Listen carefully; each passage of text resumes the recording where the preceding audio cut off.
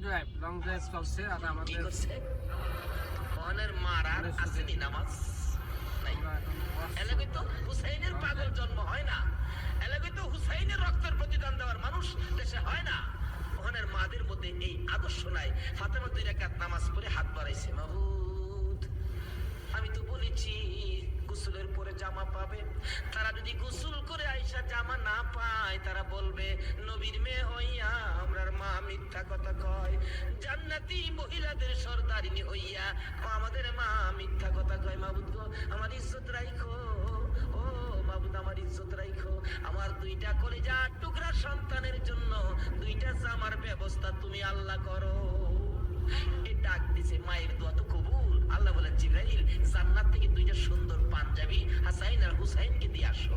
2টা পাঞ্জাবি নিয়ে হাসাইন হুসাইনের বাড়ির সামনে হাজির। হাসাইন হুসাইন কোথায়? তোমাদের জামা তো তৈয়ার হয়েছে।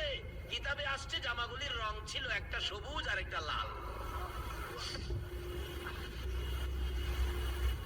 2 ভাই দৌড়ায় আসছে, কোনটা নিবা? জিবরাইল মানুষের বেশ ধরে ডাকতেছে, কোনটা নিবা? হাসাইন বলেন আমারে সবুজটা দেন, সবুজটা দেন। হুসাইন বলেন আমারে লাল জামা দেন। 2 জনে জামা হাতে নেয় আর বাড়ির ভিতরে রুমের ভিতরে মা ফাতেমার কলিজা দরফর শুরু করছে। মনাদার শেষ করে বাহিরে আসেন, কেন আমার কলিজা দরপর করে? এমন সময় 2 সন্তান 2টা জামা লইয়া মায়ের সামনে হাজির। মা দেখো কত সুন্দর জামা দর্জি আমাদেরকে দিয়ে গেলেন। ফাতেমা একটা চিৎকার মারছে, সন্তানেরা রে জামা গায়ে লাগাইস না, কেন জানি আমার কলিজা দরপুর করে রে। এই জামার মধ্যে কি হাকিকত রয়ে গেছে আমার বাবার কাছে জানতে হবে। 2 জামা লইয়া 2 সন্তান লইয়া নবীজির কাছে যাইতেছে। এই পাশে জিবরাইল এসে বলে হুজুর গো হাসাইন আর হুসাইন জামা নিয়ে আসতেছে হাকিকত জানার জন্য, আপনি বলে দিয়েন সবুজ জামা হাসাইন নিয়েছে। হাসাইন তো আপনার উম্মতের নাজাতের জন্য কুরবানি 2 ভাইয়ের বেলায় কবুল করেছে আমার আল্লাহ। হাসাইন সবুজ জামা নিয়েছে, আপনার উম্মতেরা হাসাইনকে বিষ খাওয়াইয়া সবুজ করে দুনিয়ার থেকে বিদায় করে দিবে। আপনার আদরের নাতি হুসাইনকে লাল জামা যার হাতে দেখবেন আপনি মনে করবেন কারবালার জমিনে হুসাইনকে বললাম তীরের আঘাতে লাল লাল করে দিবে। আমার নবী হাসাইন হুসাইন কাছে আসলে অন্য সময় খুশি হতেন, আজকে দেখে দূর থেকে চোখের পানি ছেড়ে দিলেন। ফাতেমা বলেন বাবা গো অন্যদিন খুশি হইতে আজকে কেন কান্দো বুঝতে পারতেছি না। আমার নবী বলেন ফাতেমা রে আয় আমার হাসাইন আর হুসাইন লইয়া 2 জনকে বুকে লইয়া কান্দে, আমার উম্মতের নাজাত দিবানি। আজকে সেই হাসাইন আর হুসাইনের মায়া নাই, সেই নবীর মহব্বত নাই, সেই ফাতেমার জীবনী আমাদের কাছে নাই, আহলে বায়তের চিন্তা আমরা কেউ করি না।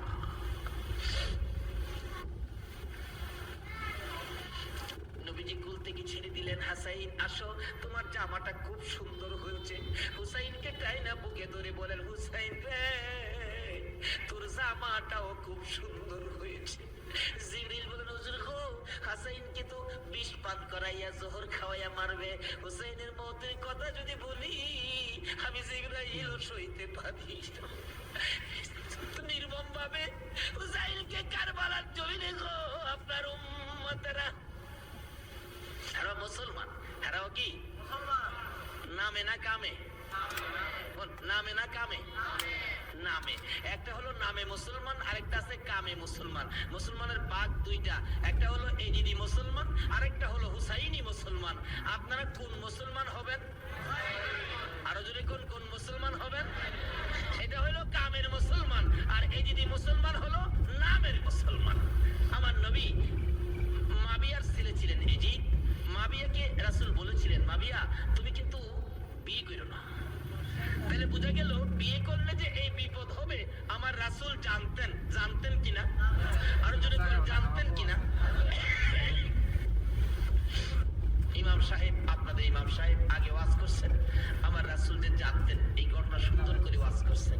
কোন কোন ভাইয়ের আছে এগুলি আবার যুক্তি তুলে ধরে, রাসূল যদি জানতেনই তাহলে উহুদের জমিনে রাসূল মাইর খাইলেন কেন? জানবেন মাইর খাবেন কিন্তু জান না কি মাইর খাইলেন, কথাটা কিন্তু যুক্তিসঙ্গত, কি বলেন ঠিক কিনা? আমি এই ভাইকে বলবো অনেক সময় যাই নাও যাই হয়। আজকে মনে করেন আপনার বাবার মার্কেট, আপনার বাবা মার্কেট করে দিয়ে গেছে, এটা আপনার ব্যক্তি সম্পত্তি। যদি কিছু মানুষ জোর করে যদি সম্পত্তি দখল করতে চায়, আপনার বাবার সম্পত্তি জোর করে তারা নিবে গা। আচ্ছা, আপনার জান থাকবে না যাবে এই চিন্তা করবেন আপনি? এই সম্পত্তি উদ্ধার করতে যাবেন না? উদ্ধার করতে গিয়ে অনেক সময় লোক মারাও যায়, তারপরও কি এই সম্পত্তি কি ছেড়ে দেয় নাকি? এই সত্য উদ্ধার করতে গিয়ে উহুদের জমিনে আমার নবী জানতেন মার খাবে, কিন্তু সত্য উদ্ধার করতে গিয়ে জান্নাও আমার নবী উহুদের জমিনে গেছে। আর যদি জান্না না যাইতো তাহলে আজকে আমরা এই সত্যের নিশান আমাদের হাতে আসতো না। জানে না কে বলছে? জান্নাও নবী সত্য উদ্ধার করতে গিয়েছে।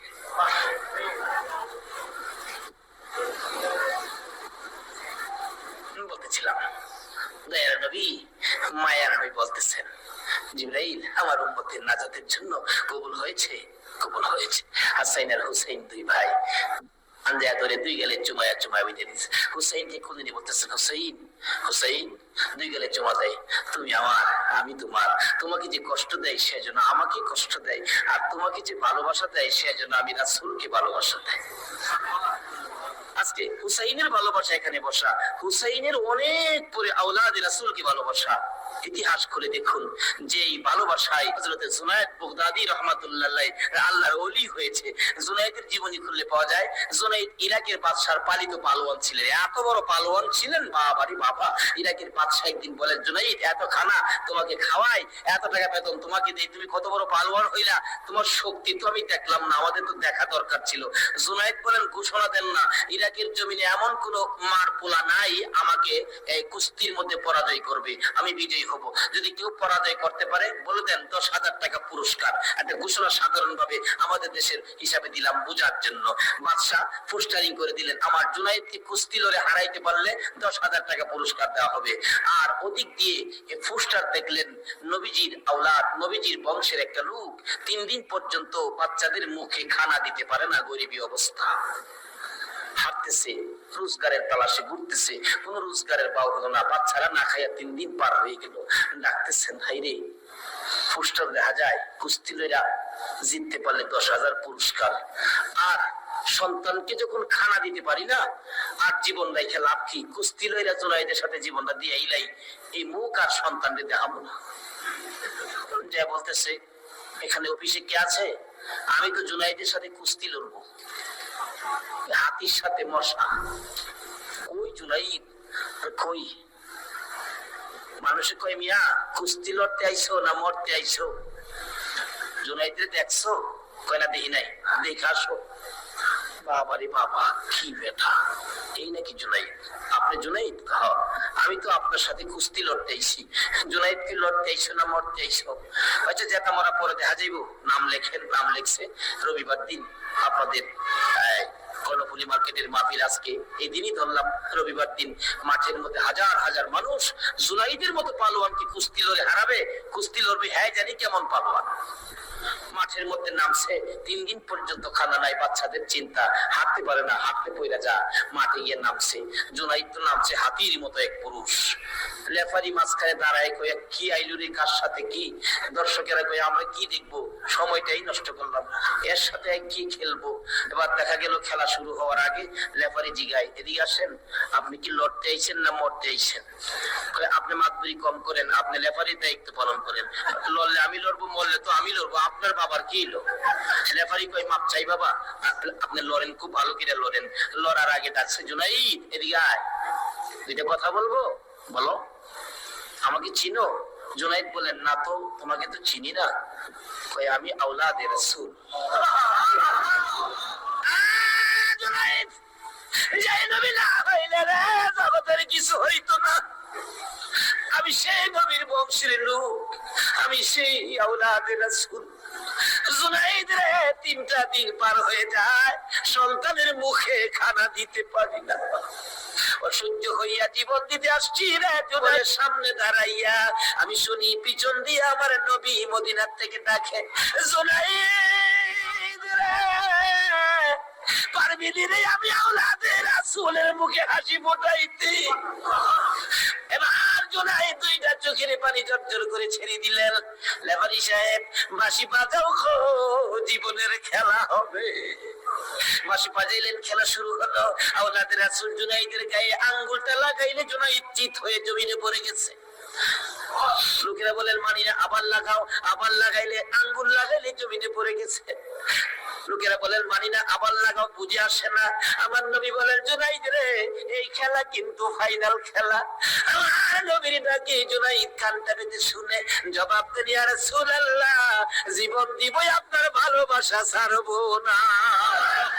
আরে নবীর প্রেমের পাগল যারা প্রেম খেলা খেলে, আইরে নবীর প্রেমের পাগল যারা প্রেম খেলা খেলে, নবীর প্রেমে ওয়াজ করনি দন্তদাই ফেলে, নবীর প্রেমে ওয়াজ করনি দন্তদাই ফেলে, নবীর প্রেমের পাগল যারা প্রেম খেলা খেলে, আইরে নবীর প্রেমের পাগল হানজালা পাগল ছিল, নবীর প্রেমে জীবন দিল। হানজালা পাগল ছিল, নবীর প্রেমে জীবন দিল। গোসল করাইল তারে ফেরেশতার দলে, গোসল করাইল তারে ফেরেশতার দলে। নবীর প্রেমের পাগল যারা প্রেম খেলা খেলে, আইরে নবীর প্রেমের পাগল যারা প্রেম খেলা খেলে। পাগল ছিল আবু বকর, প্রেম ধরিয়াই দিল সাঁতার। পাগল ছিল আবু আর প্রেম ধরিয়াই দিলেন সাঁতার। আসর মিজান পারি দিবে সেই প্রেমের বলে, আসর মিজান পারি দিবে সেই প্রেমের বলে। নবীর প্রেমের পাগল যারা প্রেম খেলা খেলে, আইরে নবীর প্রেমের পাগল। বলতেছিলাম আওলাদের রাসূলের প্রেম আর ভালোবাসায় জুনাইদ খেলার মাঠে জীবন দিয়ে দিলেন, হাইরা গেলেন। জীবনের সকল মান সম্মান বিলীন করে দিয়ে আওলাদের রাসূলের মান বাড়াইয়া দিলেন। লোকেরা বলেন জুনাইদ গো, এ বাদশার দরবারে আর যাও না, মজার খানা আর পাইবা না, মোটা অঙ্কের বেতন তোমাকে আর দেওয়া হবে না, এ বাদশার কাছে আর যাইতে পারবা না। জুনাইদ মাথাটা নিচে দিয়ে দুইটা চোখের পানি ছেড়ে ছেড়ে ডাকে, রে মাঠের ময়দানের লোকেরা, আমি এই বাদশার দরবারে আর যাইতে চাই না, আমি তো জাহানের বাদশার দরবারে রওনা হয়েছি। জুনাইদ দুইটা চোখের পানি ছেড়ে ছেড়ে বাড়ির ভিতরে ঢুকলেন। লোকেরা জিগায় জুনাইদ গো, এইভাবে কেন কান্দো বুঝতে পারতেছি না। লোকদের সাথে জবাব দেয়, সঙ্গীরা রে, আমার রাসূল আমারে ডাক দিছে রে, আমি রাসূলের ডাকে কিছু কাজ করেছি, আমার মনে বড় আশায় আমার কাজে রাসূল খুশি হইছে কি। জুনাইদ বলেন এশারের নামাজ পড়ে আমি যখন বিছানায় শুইলাম, একটু পরে দেখি রাসূল আমার ঘরে হাজির। আমার মাথায় হাত বুলাইয়া ডাকে, জুনাইদ রে, নিজের সব বিলীন করে দিলে, আমি নবীর ভালোবাসায়, আমার আওলাদের ভালোবাসায় এত সব শেষ করে দিলে রে জুনাইদ, আমি সইতে পারি না। আইরে জুনাইদ, আজকের থেকে তুই খালি জুনাইদ না, তোর মাথায় পাগড়ি পরাইয়া দিলাম, আজ থেকে নবীর ভালোবাসার বিনিময়ে তুই আউলিয়াদের মাথার তাজ হয়ে গেছো।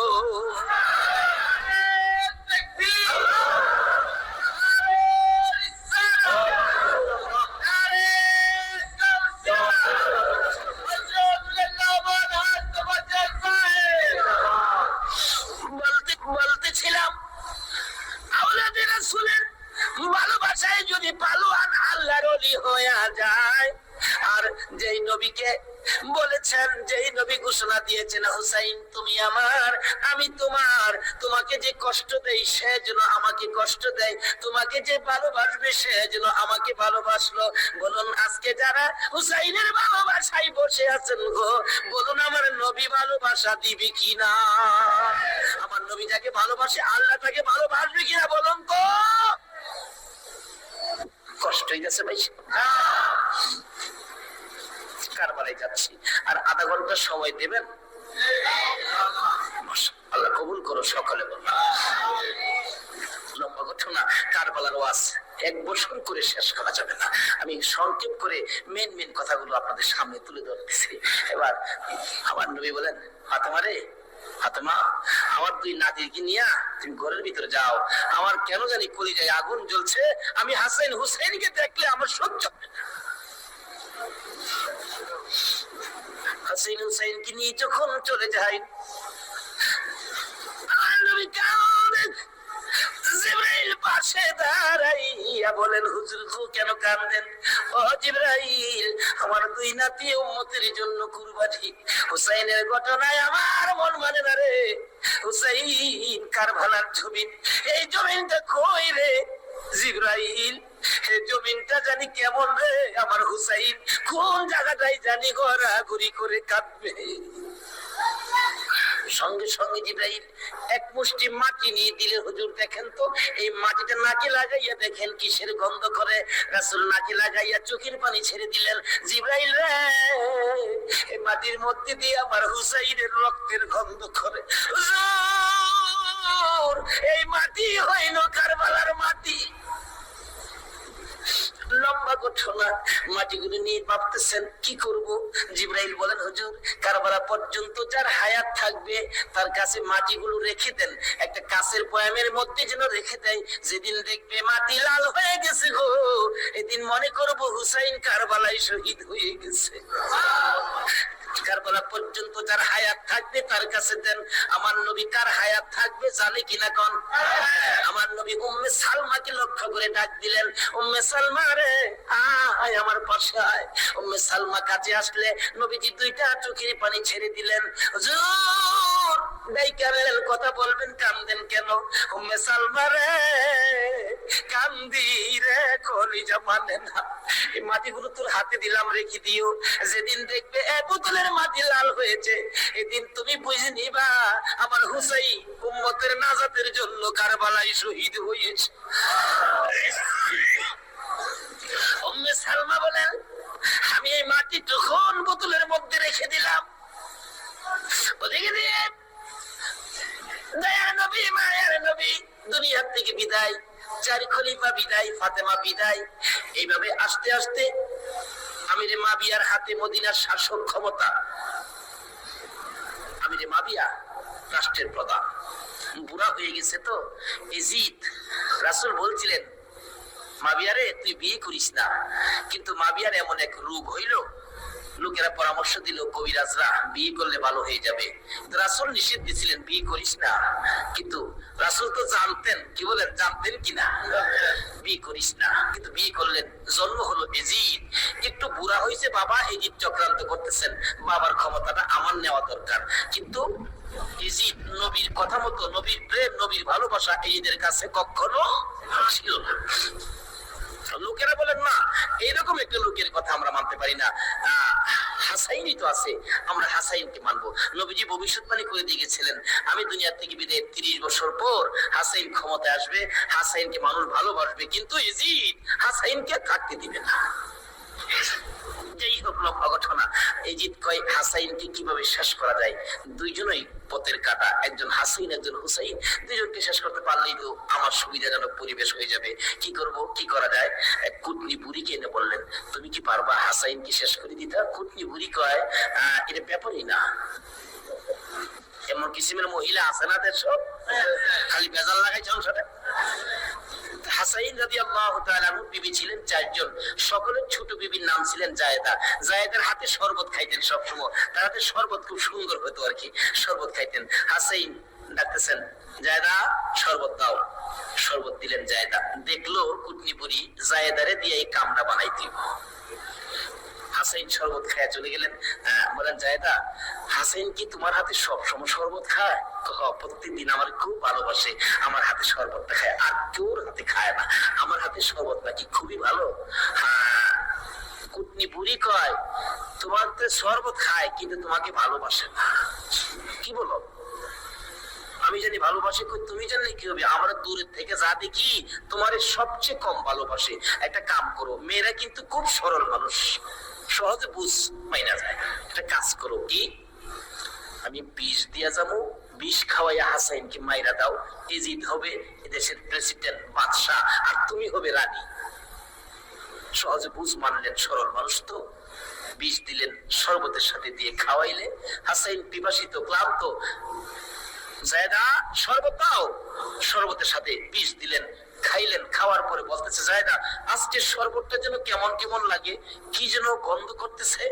জায়দা বলেন না তো কিচ্ছুই না, কিন্তু দেখা গেল কিছুক্ষণ পর হাত পাও গুলি অবশ্যই আসতেছে, সমস্ত চেহারা লীল হয়ে গেছে, খালি জিহ্বাটা নড়তেছে, দুইটা চোখের পানি ছেড়ে দিছে। জায়দা বুঝিছি আজকে বুঝি নানার উম্মতের নাজাতের জন্য মায়ের দোয়া বুঝি আজকে কবুল হয়ে যাবে।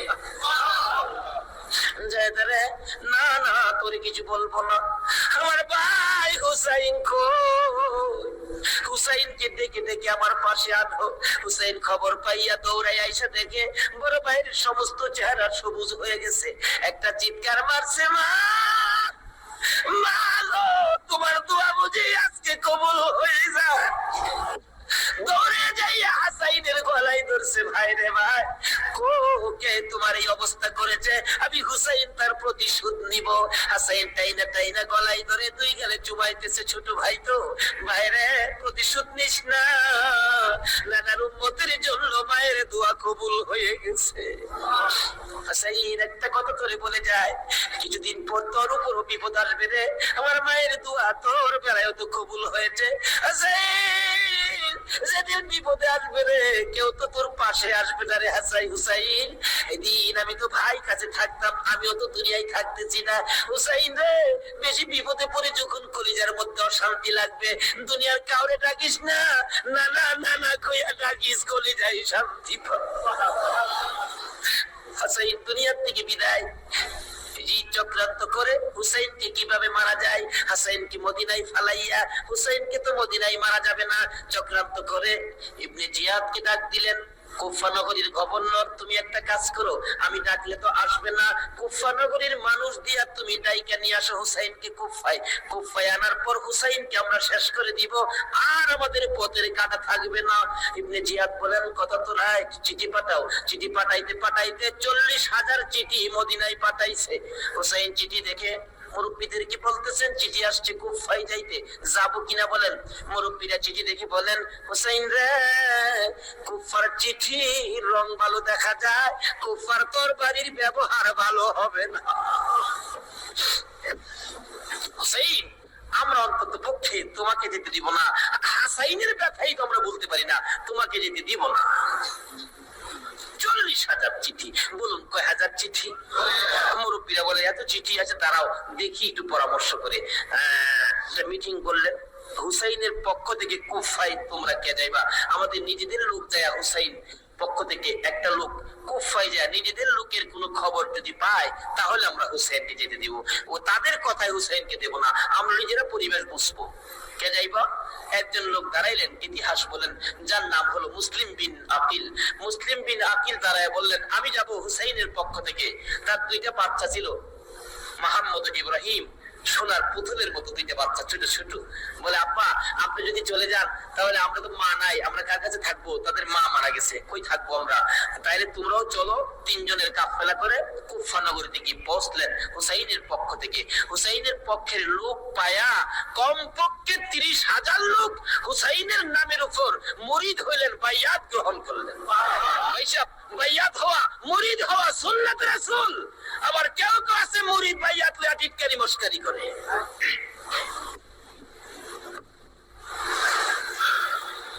বুঝে না ভাইসাব, পীরের কাছে মুরিদ হবেন, কত মজার খেলা যে খেলে, আল্লাহর ওলির আল্লাহর সাথে কত খেলা যে খেলে। আল্লাহ কই এখানে ফতুয়া লাগাইস না, মাস্তা লাগাইস না, এটা আমার খাট বান্দা, খাট জায়গাত কোনো দলিল লাগে না, জোরে জোরে খান। এক আলেম গেছে মুরিদ তো হক্কানি এক পীর সাহেবের কাছে, এক আল্লাহর ওলির কাছে গিয়া হুজুর মুরিদ হইতে আইছি। আলেম কইতেছে বাবা মুরিদ যে হইতে আইছো, মুরিদ হইলে তো পীরের কথা মানো লাগে। হুজুর পীরের কথা তো মানতে হবে, মানবো, তাহলে শুনো আজকে তুমি এশারের নামাজটা পড়তে পারবা না। যে এই কথা কইলে কি আপনারা মানবেন? সকল পীরে কয় নামাজ পড়তে হবে, আপনি কোন নামাজ পড়তে পারবে না। আরে বাবা সব সময় তো তুমি পড়বা, আজকের এশারের নামাজটা খালি তুমি বাদ দিবা। ওন কেন কইছে এটা তো শরীয়ত আর বুঝে না, কিন্তু মারফতরা তো জানে এর মধ্যে কিছু। বলবো ভাই সাহেব, কষ্ট হইতেছে আপনাদের?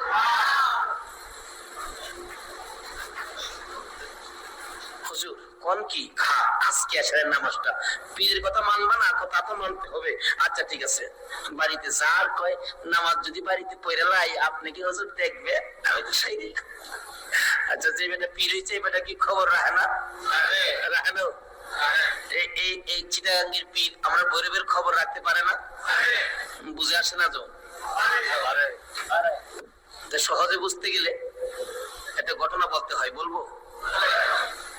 আপনারা কচ্ছপ চিনেন? আপনারা কি করেন? এটা আরো কোনো নাম আছে নি? কচ্ছপ কয়, কাসিম কয়, আমাদের এলাকায় কাকটাও কয়। কাকটা, কসম, কাকটিম যা আছে সব ঘুরে গেরা জিনিস একটা, ওই কি কর? এই কাকটা নাকি, কচ্ছপ নাকি বর্ষাকালে পানির সাথে গ্রামে গঞ্জে গ্রামের বাড়ি ঘরে যায় পানির সাথে আশ্রয় নেই, আসার সময় মাটির নিচে ডিম পাইরে আসে। কথাটা কি বুঝাইতে পারতেছি? মাটির নিচে ডিম পাইরে আসে, আসার সময় ডিমের বইলে আসে তোর জেরার সাথে আই পুরিস। কার সাথে আইতো? জেরা হইলো জ্যৈষ্ঠ মাস। জ্যৈষ্ঠ মাসে প্রচন্ড বৃষ্টি হয়, তো বৃষ্টির পানিতে মাটি কাইটা যা, মাটি কাইতে গেলে ডিম বাইরিব, বাচ্চা ফুটবো, এই কয়ে দেয় যে তোর যারা সাথে আই পুরিস।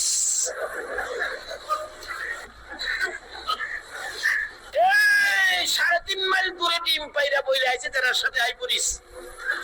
ডিম তো ফুটতেই তো না। 3.5 মাইল দূরত্বে আপনাদের কর্ণফুলী নদীর থেকে গিয়া ওই মাঝে মাঝে 3.5 মাইল ভিতরে ডিমের দিকে শীষ ধরে। 3.5 মাইল দূরের থেকে একটা কচ্ছপ যদি ডিমের উপরে তা দিয়া ডিমের বাচ্চা ফোটাইতে পারে, আল্লাহর বন্ধুরা 3,500 মাইল দূরে থাকলেও একটা মুরিদের দিকে এই নজর দিতে পারবে কিনা বলতো? 3.5 মাইল দূরত্বে ডিমের দিকে তা দেশি ধরে, এই তাই ডিম ফুইটা জ্যৈষ্ঠ মাসও জানার লগে পানির সাথে বাইসাই গিয়ে। এই ক্ষমতা আল্লাহর ওলিদের আছে কিনা বলুন তো? এটা কে দিছে? আরো জোরে কর।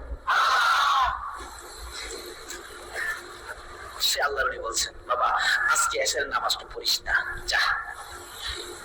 যার কয় হুজুর পড়তাম না, তো কইলেন আপনার সাথে বাড়ির গিয়ে পইরা নিলে কি আর আপনি দেখবেন? আল্লাহর ওলি দেখবে কিনা?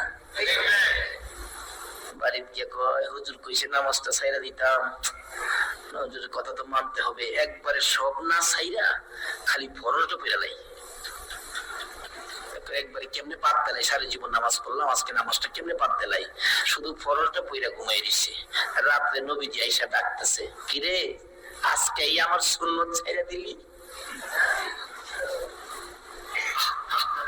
পীরের কথা কইনা কি করলাম, আফসোস। অথচ কোন খেলা খেলাইছে এরকম হলো বুঝছে না।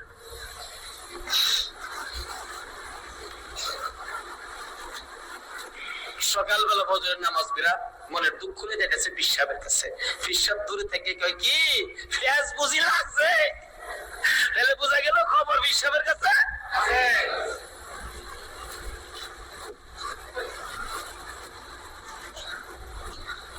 হুজুর আর কথা কই নামলে না করছেন নামাজ পড়তাম, কত তুই বেটা নামাজ পড়ছস কে? আমি নামাজ পড়ছি না পড়ছি আমি জানি কেমনে বেটা, খালি সুন্নতটা বাদ দিছস, তোর খেয়াল নাই ফরজটাতে পড়ছস, আমি জানি না মনে করছস। হুজুর ফেরে রইছে, হুজুর কি ফেস হইছে জানেন কি, আমি খালি আপনি তো কইছেন নামাজ পড়িস না, একবারে কেমনে বাদ দিই, আমি ফরজটা পড়ে ঘুমাই দিছি, সুন্নতটা পড়ি নাই, এই জন্য রাত্রে আইসা হুজুর আমারে ডাকতেছে নবীজি, কি রে আজকে আমার সুন্নত বাদ দিলাইলি হুজুর, এই সর্বনষ্ট হইছে। নবীজি এসে ডাকতেছে, আল্লাহর ওলি কয় বেটা এইটার লাগি তো কইছিলাম আজকে যদি ফরজটা সহ ছাইরা দিতে, আজকের নামাজটা খালি ছাইরা দিতে, সুন্নতটা বাদ দিও না, নবীজি আইসা তোরে ডাকতেছে, যদি ফরজটাও বাদ দিতে আমার কথায় আমার আল্লাহ তোরে ডাক বললে। এটা বুঝতে গেলে শরীয়তের মাদ্রাসার পরে মারিফতের মাদ্রাসায় ভর্তি হতে হবে। জানি চট্টগ্রামটা 20 মাসের দিক দিক দিয়া বাংলাদেশের মধ্যে আপনারা উপরে আছেন, এই জন্য আমরা আপনাদেরকে শ্রদ্ধা করি। আল্লাহ হায়াত দেখ সকলকে, সকালে বলুন আমিন।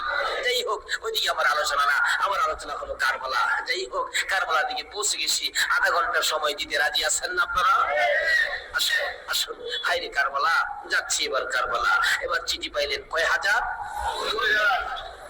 মুসলিম বিন আকিল চলে গেলেন, 30,000 লোক মুরিদ হলেন, বাইয়াত গ্রহণ করলেন। খালি কয় মুসলিম বিন আকিল হুসেইনকে কুফায় আনেন না, আমরা হুসেইনকে দেখতাম। কুফা নগরী বড় মসজিদে বসে মুসলিম বিন আকিল চিঠি লিখলেন, হুসেইন আর কোনো ভয় নাই, এখানে পরিবেশ আপনার জন্য পাগল, আসলেও পাগল, কিন্তু খারাপ তো খালি এজিদের বংশ। চিঠি পাওয়া মাত্র আপনি চলে আসেন। চিঠি গিয়ে পৌঁছে মহরমের 1 তারিখ। হুসাইন 6 মাসের শিশু আলী আসগর সহ মেয়ে পুরুষ মিলে 72 জনের কাফেলা নিয়ে রওনা হলেন কুফার দিকে, যেহেতু চিঠি পাইছে মুসলিম বিন আকিলের হাতে। ওদিক দিয়ে যেই চিঠি পাঠাইছে শুনছে, ইবনে জিয়াদ এজিদের পক্ষের লোক আইসা সবাইকে সরিয়ে দিয়ে, লম্বা ঘটনা, মুসলিম বিন আকিলকে মসজিদের বারিন্দার মধ্যে ফালাইয়া গলায় ছুরি চালাইয়া জব করে দিলেন।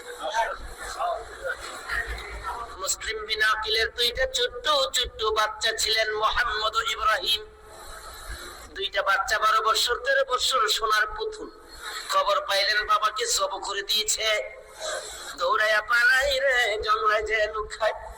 2 ভাই পরামর্শ করে, আমরা 2 ভাইকে যদি ধরতে পারে রে আমাদেরকেও জব করে ফেলবে, বাচ্চা মানুষ। এদিকটা ঘোষণা হলো, মুহাম্মদ ও ইব্রাহিম মুসলিম বিন আকিলের 2টা সন্তান যদি মদিনায় চলে যায়, খবর দিবে হুসাইন তো আসবে না, 2টা ছেলেকে যে ধরে দিতে পারো 10,000 টাকা পুরস্কার। আমাদের হিসাব বললাম, লোকেরা তরবারি নিয়ে ঘুরতেছে মুহাম্মদ ও ইব্রাহিমের তালাশে। ওই 2টা বাচ্চা পূর্ণিমার চাঁদের মতো চেহারা, সারাদিন লুকাইয়া থাকে। রাত্র হলে মরুভূমির পথ দিয়ে দৌড়ে আর কান্দে আর ডাকে, মদিনার পাখিরা রে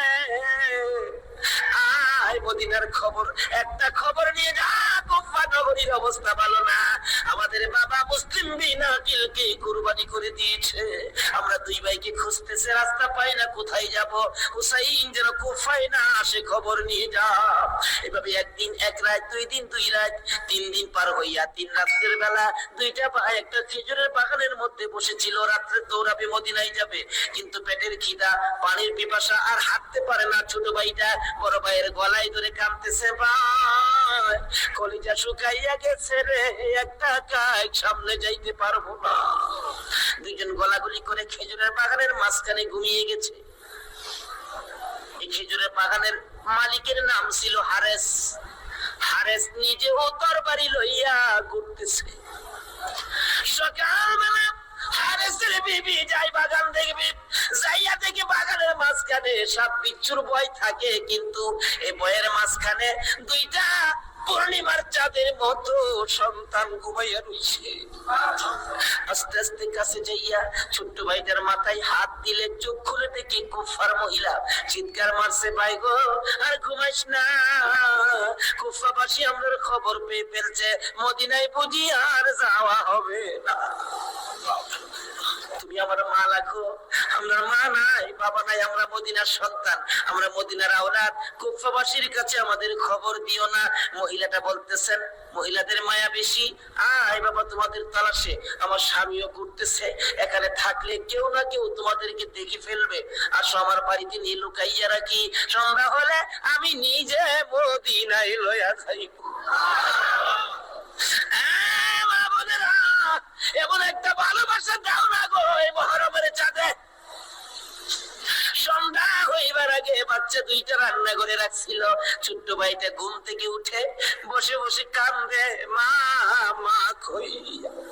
বড় ভাইটা ঘুম থেকে উঠে থাকে, কান্দিস না রে, কান্দার আওয়াজ শুনলে আমাদের জীবন থাকবে না।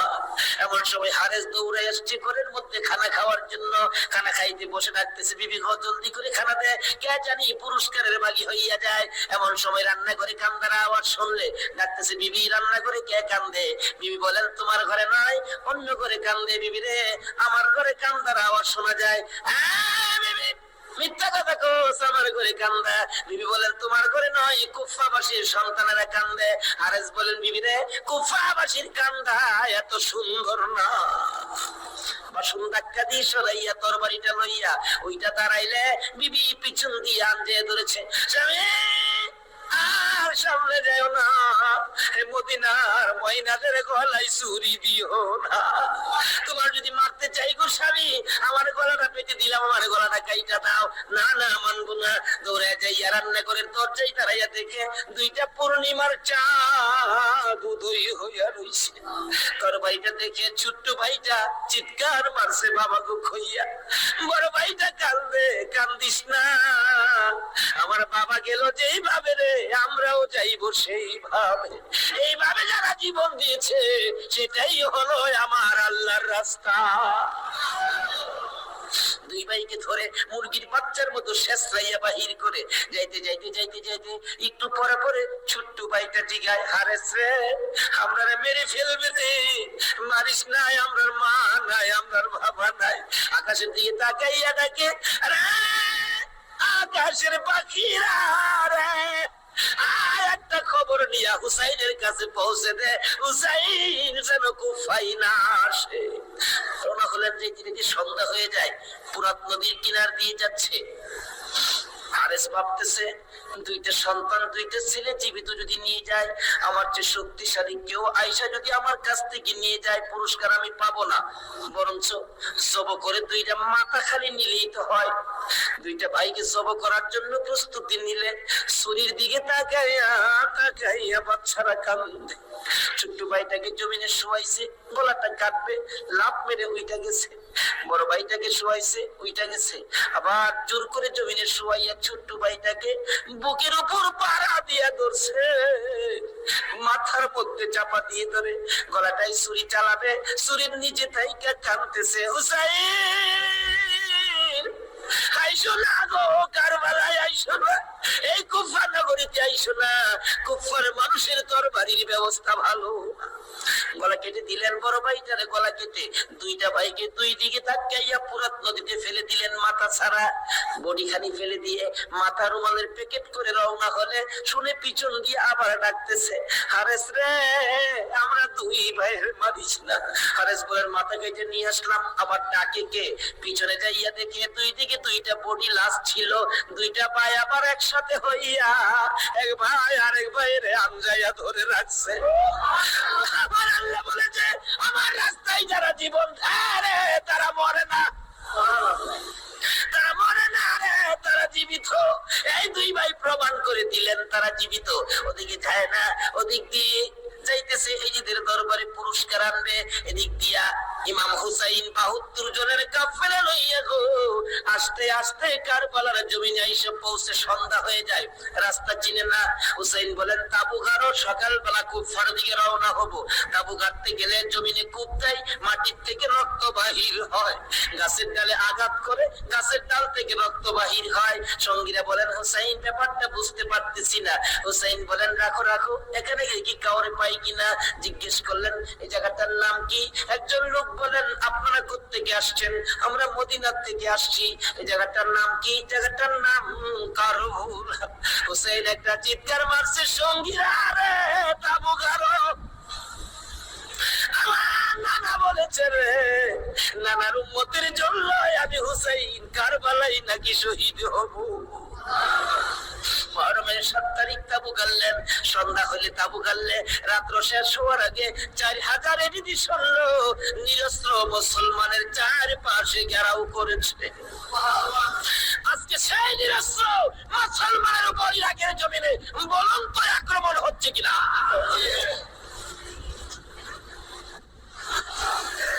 সকালবেলা ডাকে হুসাইন যুদ্ধ করো। হুসাইন বলেন আমি তো যুদ্ধ করতে আসি নাই, বেড়াইতে আসছি। যেতে দেখো চিঠি পাই আসছি বেড়াইতে, কোনো কথা মানবো না, যুদ্ধ করো। একদিন, ২ দিন, ৩ দিন পার হইয়া মুহররমের ৯ তারিখ দিবাগত ১০ তারিখের রাত্রে শেষ চিন্তাধারা। হুসাইন তাবুর বাতিরা জ্বালায় বলতেছেন তোমরা কথা শুনো। কি এখানে অবস্থা ভালো দেখা যায় না, যুদ্ধ করার তো কিছু নাই, তোমরা আমার একটা কথা শুনো। কি বাতিটা নিভাইয়া দিলেন। নিভাইয়া দিয়ে বলতেছেন যে যে দিক দিয়ে পারো কারবালা ছাইরা তোমার নিজেদের জান বাঁচাও, কিন্তু হুসাইন কারবালায় শহীদ নানার উম্মতের নাজাতের জন্য। সারা রাত কান্নাকাটি। পারবা 9 তারিখ দিবাগত রাত্রে টিভির পর্দাটা বন্ধ রাখতে, রেডিওর চাবিটা বন্ধ রাখতে, হুসাইন কারবালায় সমস্ত লোকদেরকে 72 জনের কাফেলা নিয়ে কান্দে, আর আমরা সেই তারিখে টিভি চালাই। কিসের মহব্বত আর কিসের মায়া আর কিসের নামাজ তুমি পড়েছো?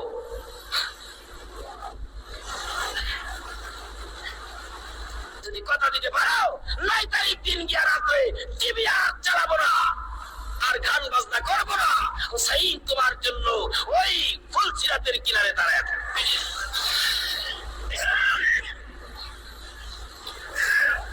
সকাল হয়ে যায়, ফজরের আজান দিলে নামাজ পড়ে, নামাজ পড়লেন। এত বিপদ তারপরও হুসাইন নামাজ ছাড়ে না পড়ে। তাহলে বোঝা গেল এই নামাজ ছাড়া গেলে হুসাইনকে পাবো না। নামাজ পড়ে কোরআন শরীফ পড়তে বসছেন, এমন সময় শাহরবানু 6 মাসের বাচ্চাটা দিয়ে ডাকতেছেন, স্বামী স্বামী গো 3 দিন পর্যন্ত খানা পিনা কিচ্ছু নাই তাবুতে, এই মরুভূমির গরমের তাপে বাচ্চাটার কলিজা পর্যন্ত শুকায় গেছে, দেখো জিহ্বাটা নাড়াতে পারতেছে না, 6 মাস কথা বলতে পারো না, তো একটু পানি যদি খাওয়াইতে পারো মনে হয় বাচ্চাটা বেঁচে যাবে, না হয়তো বাচ্চাটা মরে যাবে। হুসাইন কো দাও দাও দাও, খুলে নিয়ে কাঁদতেছে আর ডাকতেছে, এই যে সৈন্যরা রে, এরকম বাচ্চা তো তোদেরও আছে, দুষ করলে আমরা করছি, এই তো কোনো দুষ করে নাই, একটু পানি বাচ্চাটা দে, আমার নানা না হইলে কিচ্ছু হইতো না, এ পানি হইতো না, আজকে আমার নানার আওলাদ মারা যাবে পানির জন্য, একটু পানি দে, অনুরোধ তোদের কাছে একটু পানি বাচ্চাটারে দে, আমাদেরকে দরকার নাই, বাচ্চাটারে দে। এভাবে ডাকতেছে আর যাইতেছে, দূর থেকে টেরিদি সৈন্য হুসাইনের দিকে লক্ষ্য করে তীর মারলেন। তীর আইসা হুসাইনের গায়ে তো লাগলো না, হুসাইনের কোলে 6 মাসের শিশুর কলিজাটার মাঝখান দিয়ে তীর ঢুকে গেছে।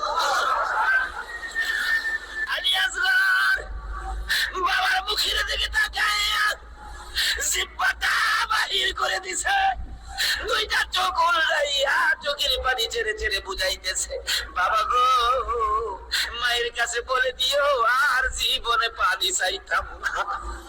হুসাইন বলেন টান দিয়ে তীরটা যখন খুলে ফেললাম, তীরের আগার মধ্যে আমার বাবার কলিজা সিরা আইসা পড়ছে। মৃত শিশু খুলে লইয়া তাবুর পাশে যাইয়া লম্বা ঘটনা ডাকতেছে, ও শাহর বাবা কোথায়? কেন? এই যে নাও তোমার ছেলেরে পানি খাওয়াইছি, বেরিয়ে দেখে মা দুকিনি বাবার জিহ্বা বাহির হইয়া রইছে, চোখ 2টা উল্টা লইছে, বুকের মধ্যে রক্ত দেখা যায়, চিৎকার মারছে, বাবা আমার বাবা কুল পানি খাইছে গো। এই জমিনে যে নবীর জন্য সব বানাইছো, সেই নবীর উম্মত পানি পায় না, তীর খায়া মরে আর কলিজা মানে না। এইভাবে কাঁদতেছিলেন। মুহররমের 10 তারিখ সকালবেলা আলী আকবর 18 বছরের পালোয়ান দৌড়ে আসছেন। মা কেন কান্দো? দেখাইলেন, দেখো তোমার 6 মাসের ছোট্ট ভাইয়ের অবস্থা। আলী আকবর দেখে আর সহ্য করতে পারে না, রক্ত হাতে নিয়ে বলতেছেন, মাবুদ গো এ রক্ত সে কসম খাইলাম এ যদি সৈন্যরে ছাড়বো না। যুদ্ধ শুরু হয়ে যায় মুহররমের 10 তারিখ। আলী আকবর যুদ্ধ করতে করতে বিপাশিত ক্লান্ত হইয়া তাবুতে ফিরে এসে ডাকতেছেন, মা মা 1 গ্লাস পানি যদি খাওয়াইতে পারো কথা দিলাম সমস্ত কারবালার সৈন্য, এই যদি সৈন্য ওদেরকে আমি খতম করে ফেলবো। মা চোখের পানি ছেড়ে ছেড়ে বলেন, আলী আকবর রে পানি যদি থাকতো তোর ভাই কি তীর খায়া মরতো? নাই রে বাবা, পানি নাই, পানি নাই। মায়ের পায়ে সালাম করলেন আর চোখের পানি ছেড়ে দিলেন। মা মা গো বিদায় দাও গো, দেখা হবে হাসরের ময়দানে। যাইতে যাইতে যাইতে যাইতে একটু যাই আবার ফিরে ফিরে যাই, মা বিদায় দাও, দেখা হবে হাসরের ময়দানে। মা 2টা হাত বাড়ায় রাখে, আর ফিরে ফিরে চাইস না রে বাবা, আর ফিরে চাইস না, সহ্য হয় না। যুদ্ধ করতে করতে আলী আকবর শহীদ। এইভাবে পুরুষ যারা ছিল সব শহীদ, শুধুমাত্র বাকি জয়নাল আবদিন বিমারি আর ইমাম হুসাইন তরবারিটা নিয়ে পোশাক পরে তৈয়ার হলেন। জয়নাল আবদিন দাঁড়াইতে পারে না, পড়ে যায়। তারপরেও ডাকে, হুসাইন গো তুমি যাও না, আমি জয়নাল যাব। বিমারি উঠতে পারে না, তবু হুসাইনের পক্ষে যাইতে চায়। আর আমরা শক্তিশালী হইয়াও হুসাইনের পক্ষে যাইতে চাই না। এবার বলতেছেন, জয়নাল রে তুমি যাও না, তুমি যদি যুদ্ধের ময়দানে শহীদ হয়ে যাও নবীর বংশের বাতি টুকুনকে জ্বালাবে। হুসাইন যুদ্ধে চলে যায়। লম্বা ঘটনা সংক্ষেপ করে দিলাম। মুহররমের 10 তারিখ যুদ্ধ করতে করতে তীরের আঘাত বল্লমের আঘাত লাগে, আর রক্ত জর্জর করে পড়ে, রক্তে জামা ভিজে যায়, ঘোড়ার পিঠ পর্যন্ত লাল হয়ে যায়। আরে রক্তে লালে লাল হইল কারবালার ময়দান, বলুন রক্তে লালে লাল হইল। শহীদ হলো ইমাম হোসেন নবী জানের জান, শহীদ হলো ইমাম হোসেন নবীর জানের জান, রক্তে লালে লাল হইল কারবালার ময়দান, হায়রে রক্তে লালে লাল হইল।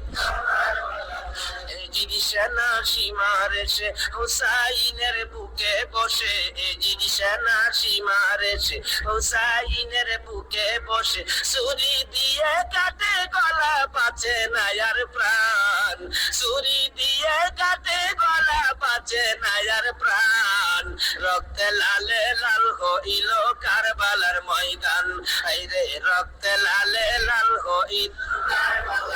দুধের শিশু আলিয়াস ঘরে পানি চাইলো মায়ের দ্বারে, দুধের শিশু আলিয়াস ঘরে পানি চাইলো মায়ের দ্বারে, পানি পানি বলে সে যে দিয়ে গেল প্রাণ, পানি পানি বলে সে যে দিয়ে গেল প্রাণ, রক্তে লালে লাল হইল কারবালার ময়দান, হায়রে রক্তে লালে লাল হইল।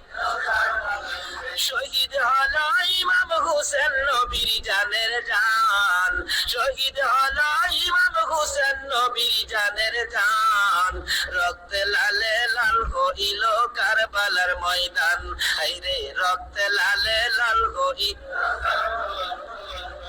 বলতেছিলাম হুসাইন সমস্ত শরীর থেকে রক্ত ঝরে ঝরে দুর্বল হয়ে যায়, পানির পিপাসিত ক্লান্ত হইয়া ঘোড়ার থেকে নেমে যায়, পুরাত নদীর কোনার কিনারে যাইয়া একটু পানি হাতে নেয় খাওয়ার জন্য, হাতে নেয় পানি হয়ে যায় রক্ত। হুসাইন কান্দে, মাবুদ গো আমার নানা না হইলে কিছু হইতো না, আমার নানা না হইলে জগতের কিছু হতো না, পানিও হতো না, আজকে নানার বংশ নানার আওলাদ পানি পায় না, আমি হুসাইন পানি খাবো না। এবার দৌড়া যাইয়া আবার চাইলেন ঘোড়ার উপরে উঠবো, যুদ্ধ করবে। হুসাইন ঘোড়ার উপরে উঠতে চায়, শরীর দুর্বল, ঘোড়ার উপরে উঠতে পারে না, বারে বারে চেষ্টা করে উঠতে পারে না, অবশেষে ঘোড়ার উপরে পিঠটার মধ্যে হাতটা দিয়ে মাথাটা ফালাইয়া কাঁদতেছে, বাবু আমার নানার উম্মতের জন্য মায়ের দোয়া বুঝি কবুল হয়ে গেছে। বহু চেষ্টা করলেন, ঘোড়ার পিঠের উপরে আর উঠতে পারে না, দৌড়ে এসে সীমার ধাক্কা দিয়ে জমিনে ফালাইয়া বুকের উপর চড়ে বসছে। হুসাইন বলেন, সীমার রে আমার নানা বলেছে রে কারবালায় শহীদ হব, আমার নানার উম্মতের মুক্তি পাবো।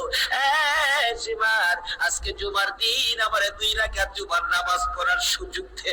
ও নবীর উম্মতেরা, নবীর আশিকেরা, হুসাইনের আশিকেরা গো, এই 2 রাকাত নামাজ জুমার নামাজ ছাইরো না, আমার নবীর শাফায়াত নসিব হবে না। রক্তে লাল হইয়া যদি হুসাইন 2 রাকাত জুমার নামাজ পড়তে পারে গো, আজকাল থেকে কথা দিতে হবে জীবনে কোনোদিন জুমার নামাজ ছাড়তে পারবা না। জুমার নামাজ আদায় করতে সময়টুকু দিলে নামাজ শুরু করে দিলেন, রুকু সিজদার কাজ শেষ করে তাশাহুদে বসে সালাম ফিরানোর আগ পর্যন্ত কাছাকাছি বসে বসে এজিদি সৈন্যরা নামাজের ভিতরে প্রত্যক্ষদর্শীরা বলেন, এক একটা করে তীর মারে হুসাইনের গায়ে, ডান দিক দিয়ে যদি তীরটা মারতো বাম দিক দিয়ে বেরিয়ে যাইত, সামনে দিয়া মারলে পিছন দিয়া বেরিয়ে যায়, এই কিসিমের তীর গো নামাজের ভিতরে বাহু তোরটা তীর লাগাইছে। হুসাইন সালামটা ফিরাইয়া নানা গো খুইয়া কালতে কালতে জমিনে গড়াগড়ি সরি করে দিলে, নিষ্ঠুর পাষাণ এই যদি সৈন্যের সীমার গলা কাইটা মাথা আলাদা করে দিয়ে গেছে। হুসাইন শহীদ হয়ে যায়, ওদিকে দিয়ে ডাকতেছে। মুহররমের 10 তারিখ সন্ধ্যা যখন হয়ে গেল, উম্মে সালমা বলেন, আমি মাগরিবের পর থেকে শুনতেছি নবীর রওজার চারপাশে কে যেন হাউ মাউ করে কাঁদতেছে। মনে বড় অশান্তি, কিসের কান্দার আওয়াজ, দৌড়ায় যাইলাম, যাইয়া দেখি কোনো মানুষ দেখি না, কে যেন কান্দে। এসারের নামাজ পড়ে আমি উম্মে সালমা ঘুমের ঘরে ঘুমিয়ে গেলাম। এমন সময় দেখি আল্লাহর বন্ধু কাঁদতে কাঁদতে কোত্থেকে যেন আসতেছে। কাছাকাছি আসার পরে দেখি আবার রাসূলের গায়ে রক্ত মাখা মাটি দেখা যায়। উম্মে সালমা বলেন, হুজুর কেন কান্দেন রক্ত মাখা মাটি শরীরে লইয়া? আমার নবী বলেন, উম্মে সালমা রে, বোতলের মাটির দিকে তাকাইয়া দেখ, বোতলের মাটির অবস্থা গুলো দেখ। উম্মে সালমা বলেন, তাকাইয়া দেখি বোতলের মাটি লাল হয়ে গেছে। আমার রাসূল বলেন, উম্মে সালমা রে, আমার হুসাইন কারবালায় নাই রে, কারবালায় না। উম্মে সালমা বলেন, প্রশ্ন করলাম, ইয়া রাসূলুল্লাহ, হুসাইন তো কারবালায় শহীদ, আপনার রওজার পাশে কাঁদলো কে জানতে চাই। আমার নবী বলেন, আরে উম্মে সালমা, আমার হুসাইন যখন কারবালার জমিনে তীরের আঘাতে নানা কইয়া ডাক মারছে রে, আমি নবী রওজা থেকে বাহির হইয়া দৌড় মারছি। ওই সময় রহমতের ফেরেশতারা আমার রওজার পাশে বসে বসে কাঁদছে। আমি কারবালায় যাইয়া দেখি আমার হুসাইন তীরের আঘাতে রে নানা নানা কইয়া গড়াগড়ি করে। আমি হুসাইনকে আটকায়া ধরেছি। হুসাইন তীরের আঘাতে যতটা করে দিছে রে, আমি রাসূল হুসাইনের সাথে ততটা গোল কারবালার জমিনে দিয়েছি। এই হুসাইনের রক্ত কারবালার মাটিতে পড়েছে, রক্ত মাখা মাটি আমার আমি নবীর গায়ে লাগছে। এই উম্মে সালমা জানাইয়া দিছে, এই রক্ত মাখা মাটি আমি রাসূলের কাছে জমা থাকবে। আসরের জমিন যেদিন গায়েব হবে, আমি আমার মাওলার দরবারে হুসাইনের রক্ত মাখা মাটিগুলি তুলে ধরবো। বাবা, আমার মেয়ে ফাতেমা সন্তান কুরবানি করেছে আমার উম্মতের নাজাতের জন্য। এই যে দেখো হুসাইনের কারবালার রক্ত মাখা মাটি তুলে ধরলাম। আর ফাতেমা হুসাইনের মাথাটুকু লইয়া দাঁড়াইয়া বলবে, আমি হুসাইনের মাথাটুকু তুলে ধরলাম। মাবুদ গো, এর বিনিময়ে আমার বাবার উম্মতের মাফ করে দাও।